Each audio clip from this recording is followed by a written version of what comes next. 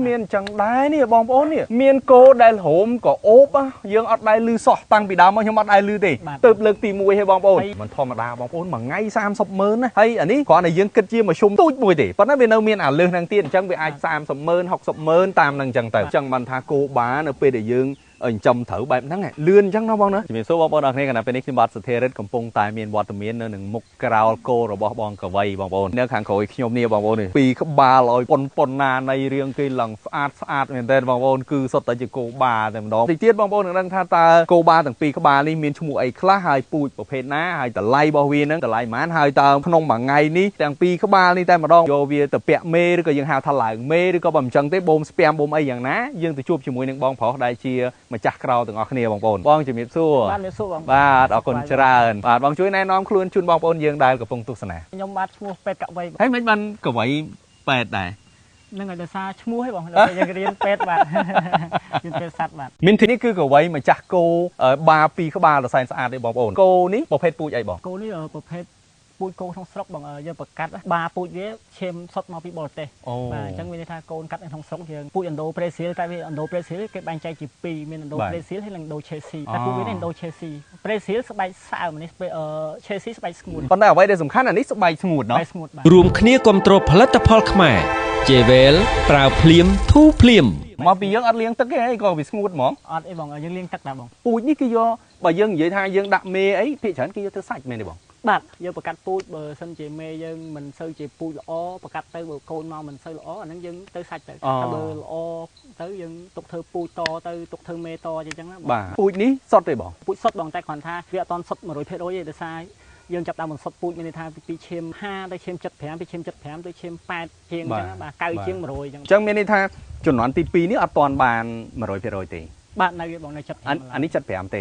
ដល់5ជំនាន់ឬប្រហែលជំនាន់មិនបាន100%5ជំនាន់5ជំនាន់បាទចុះដល់ពេលវា 100% អាហ្នឹងវាខុសប្លែកពីអាហ្នឹងមិនទៅខុសគ្នាបងពួក 100% វាខុសត្រង់ថារូបរាងដូចគ្នាតែស្លឹកជីកវាវែងជាងហ្នឹងអាមួយនេះហើយនឹងអាមួយនោះទៀតអាហ្នឹងបងប្អូនវាឬក៏មិនបងពូជខុសគ្នាបងវាឆេស៊ីដូចគ្នាគ្រាន់ថាអំបោពូជខុសគ្នាមានន័យថានេះឪវាផ្សេងទៅម៉ែរបស់វាម៉ែផ្សេងគ្នាប៉ុន្តែពូជខ្មែរទេបោចេញពីពូជខ្មែរយ៉ាងពីរអានេះដូចជាស្ទើរបោកតិចមែនទេបងបាទស្ទើរបោកដូចប៉ាវាដែរអានេះសាច់កំម៉ាន់ជាងបាទបងបាទវាឆ្អឹងធំជាងអាហ្នឹងបាក់សៃសួរហ្នឹងសែនក្អូបពងថាឲ្យភ្លេចសួរឈ្មោះឥឡូវអានោះឈ្មោះវាសែនក្រអូបអានេះឈ្មោះបាក់សៃសួរអូហើយមិនបានដាក់វាបាក់សៃសួរស្រឡាញ់អញ្ចឹងដាក់ទៅបងបាទចុះអានោះមិនបានដាក់សែនក្រអូបដោយសារ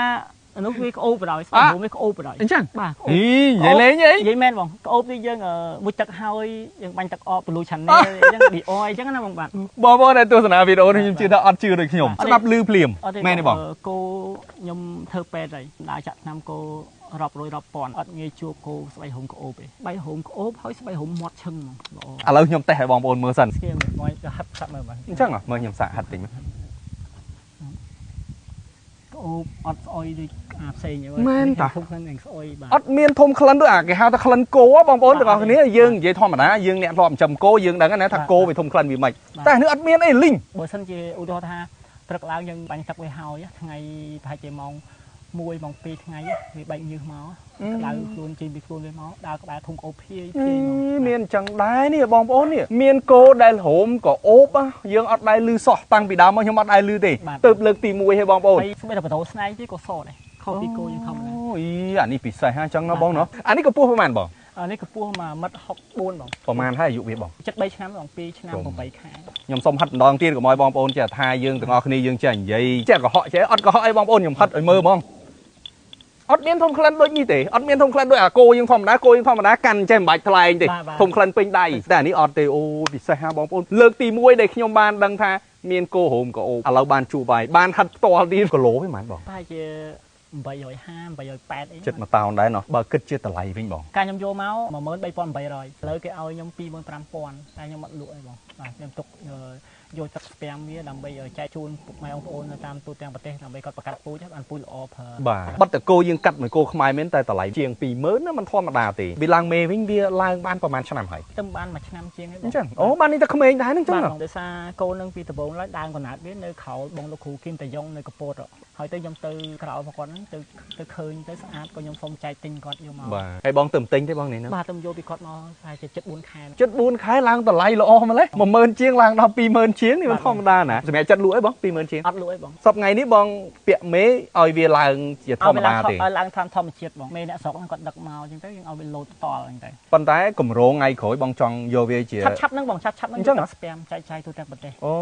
ខ្ញុំទិញធុងនីត្រូសែនមកហើយអស់ហើយ ប៉ុន្តែអានេះបងបើសិនជាយើងគិតថាឲ្យវាឡើងផ្ទាល់ហ្មងណា បាទ តើកំសួរដែលវាឡើងបានប្រមាណអានេះ សម្រាប់តែសន្ទុះវាឡើងបើមួយថ្ងៃបើសិនវាមិនមេ10ខ្ញុំគិតថាអាចឡើងបានដែរ ធំ បាទដោយសារវាឡើងលឿនអត់ដល់1នាទីទេអាមេចងខ្សែហើយប្រឡែងខ្សែ30មិនិតអីភឹង អញ្ចឹងអូបាទនេះថានេះវាខ្លាំងអញ្ចឹងតែវាបាក់កម្លាំងឯងបង10ពេកអញ្ចឹង អត់អីទេបងដោយសារខ្ញុំដឹងពេលដែលវាពាក់មេច្រើនវាខ្សោះចិត្តទឹកខ្សោះអីចឹងទៅខ្ញុំមានថ្នាំជំនួយអញ្ចឹងទៅ អូ ចាក់ថ្នាំបើអញ្ចឹងណា ចុះឡើងម្ដងប្រហែលបងតម្លៃ ឡើងមេមួយខ្ញុំយកគេ300000បង អូ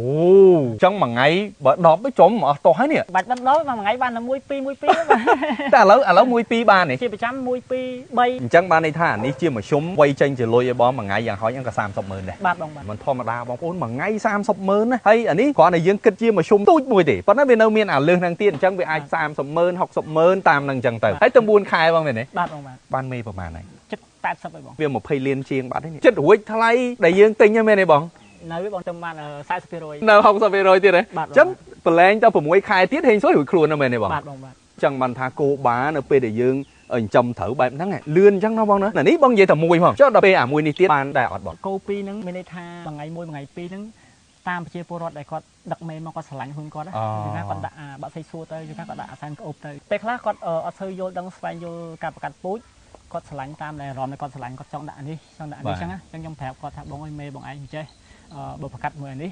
កូននេះចេញមកអញ្ចេះបាទប្រកាត់មួយនេះចេញមកអញ្ចេះណាខ្ញុំប្រាប់គាត់ទៅខ្លះគាត់តាមយើងទៅគាត់ប្រកាត់ទៅបើគាត់អត់តាមទេគាត់ស្រឡាញ់ដាក់ឲ្យគាត់ដាក់ជូនគាត់ទៅ អញ្ចឹងបានន័យថាបងរាល់ពេលដែលគាត់មកប្រកាត់មកអីហ្នឹងបងប្រឹក្សាមួយគាត់ដែរណាឥឡូវយើងមកមើលអាមួយនេះបែកវាក៏អូបដែរបង អត់ក្អូបទេអានេះក៏ធម្មតាដូចគោយើងធម្មតាទេ អូយីក៏អូបតែមួយនេះ នេះខ្ចីជាងអានោះប្អូនអានោះ មើលតើអានេះដូចជាចង់តំមិនជាងអានេះណា បាទដោយសារម៉ាក់វាធំទៅវាអាផ្លយហ្នឹងវាធំជាងអារៀបអាផ្លយជាង1តោន ចុះអានេះប្រហែលហើយ អានេះទម្ងន់វាឥឡូវចូលតោនណាហើយជា950 980 អូធ្ងន់ជាងអានេះអញ្ចឹង ធ្ងន់ជាង ប៉ុន្តែអាយុកាលរបស់វាក្មេងជាងអានេះទេ ខ្ចីជាងទីបញ្ចប់ផុសសัตว์ហ្នឹងទាំងអស់ហ្នឹងគឺ សាច់ទាំងអស់ ទៅសាច់ទាំងអស់គាត់ថាយើងចិញ្ចឹមយើងជ្រើសរើសពូជមានន័យថាពូជឥណ្ឌូឆេស៊ីហ្នឹងវាទី1វាធន់នឹងអាកាសធាតុប្រទេសខ្មែរយើងតែខ្មែរយើងក្តៅបាទទី2វាប្រកែស៊ីបាទអញ្ចឹងវាធំអញ្ចឹងអញ្ចឹងបើយើងប្រកាត់ពូជយើងមើលអញ្ចឹងបើយើងគិតតែកក្បាល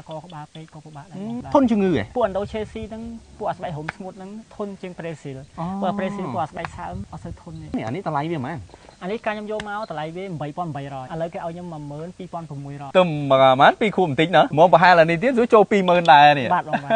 បាក់សៃសួរនេះពាក់មេបានប្រហែលក្បាលហើយ បាក់សៃសួរបានតិចទេបងបាក់សៃសួរទៅបានមេជាង10 អញ្ចឹងជារួមបើគិតជាមធ្យមទៅនៅកន្លែងបងនេះហើយយើងទទួលមេមក direct តែម្ដងពីខាងណាមក ទូទាំងតំបន់ហ្នឹងបងខេត្ត3 4នៅក្បែរយើងមានពងចាមបាទមានត្បូងឃ្មុំនេះព្រៃវែងនេះថៃកដាយើងហ្នឹង តែគេដឹកកូនដំគេមកទេ ដឹកមេមកបាទដឹកមេ ប៉ុន្តែជាមធ្យមគឺអត់ដែលខានអញ្ចឹងហ្មង បាទបង មួយថ្ងៃយ៉ាងហោចហ្នឹងក៏300,000ដែរហើយអញ្ចឹងយកលុយណាអស់ទៅបាពីអញ្ចឹងបើឧទាហរណ៍ថ្ងៃណាក្លួយ10ក្បាលអីយកលុយណា3លានហ្នឹង យើងបានលុយវាហ្នឹងមកបានចំណាយលើវាដែរចំណាយលើអាហារូបត្ថម្ភរបស់វាយកលុយហ្នឹងដើម្បីទៅទិញពោតផ្អាប់ស្មៅផ្អាប់ហ្នឹងឲ្យមេដែលយើងចិញ្ចឹមយកកូនហ្នឹងបង អញ្ចឹងបានន័យថាអានេះយើងជំនួយមួយផ្នែកទៅដល់យើងចិញ្ចឹមមេទៀតអញ្ចឹងបានន័យថាបងចិញ្ចឹមមេទៀត បានចិញ្ចឹមមេបង មេបងចិញ្ចឹមបានក្បាលដែរ ឥឡូវហ្នឹងនៅសល់10ទេបង